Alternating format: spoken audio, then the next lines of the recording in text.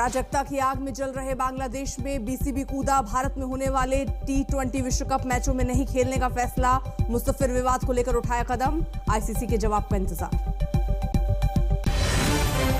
Venezuela में दुनिया ने देखी अमेरिकी हेकड़ी। राष्ट्रपति मादुरो को बनाया बंदी। ट्रंप का दावा, कराकास पर हमारा नियंत्रण। उपराष्ट्रपति को सौंपी कमान। भड़का चीन, दुनिया की पुलिस नहीं बन सकता यूएसए।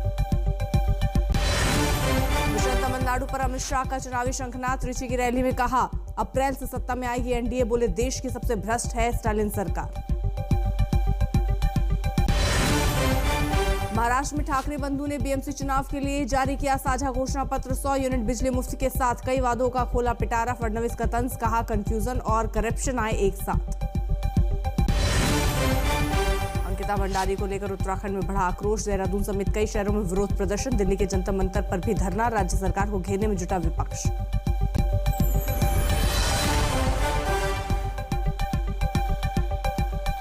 बांग्लादेश के क्रिकेटर रहमान को आईपीएल से बाहर किए जाने के विवाद से अब बवाल जो है वो बढ़ता जा रहा है। बांग्लादेश सरकार ने बांग्लादेश क्रिकेट बोर्ड के उस फैसले पर मुहर लगा दी जिसमें कहा गया कि अगले महीने होने वाले T20 वर्ल्ड कप खेलने के लिए बांग्लादेश की टीम भारत नहीं आएगी।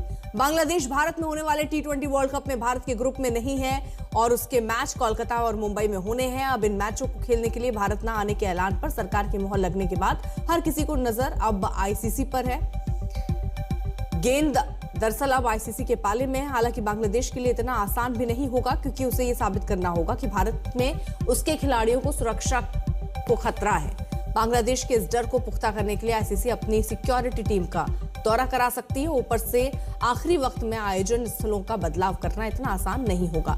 इस वर्ल्ड कप में पाकिस्तान के मैच भारत में न होने पहले ही तय हो चुके हैं, लेकिन सच ये भी है कि पाकिस्तान के साथ भारत के राजनीतिक और कूटनीतिक रिश्ते बांग्लादेश की तरह नहीं है। फिलहाल विवाद बढ़ चुका है और देखना होगा कि आने वाले दिनों में आईसीसी इस पर क्या ऐलान करती है। अमेरिका ने वेनेजुएला पर हमला करके पूरी दुनिया को सन्न कर दिया। अमेरिका ने वहां के राष्ट्रपति और उनकी पत्नी को गिरफ्तार किया।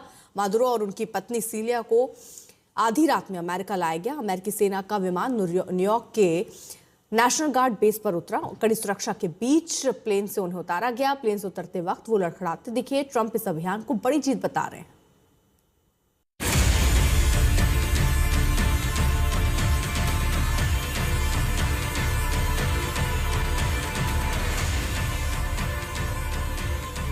अमेरिकी राष्ट्रपति ट्रंप ने वेनेजुएला के राष्ट्रपति मादुरो की तस्वीर सोशल मीडिया पर साझा की तो यूएस की दुनिया को चौंकाने वाले सैन्य अभियान की कामयाबी की पुष्टि हो गई। इस तस्वीर में मादुरो अमेरिकी सैनिकों से घिरे नजर आ रहे थे। उनकी आंखों पर पट्टी थी और हाथों में बेड़ियां, यानी अपने दुश्मन को जिस अंजाम तक पहुंचाने का दावा ट्रंप कई दिनों से कर रहे थे वो उसे हासिल कर चुके थे।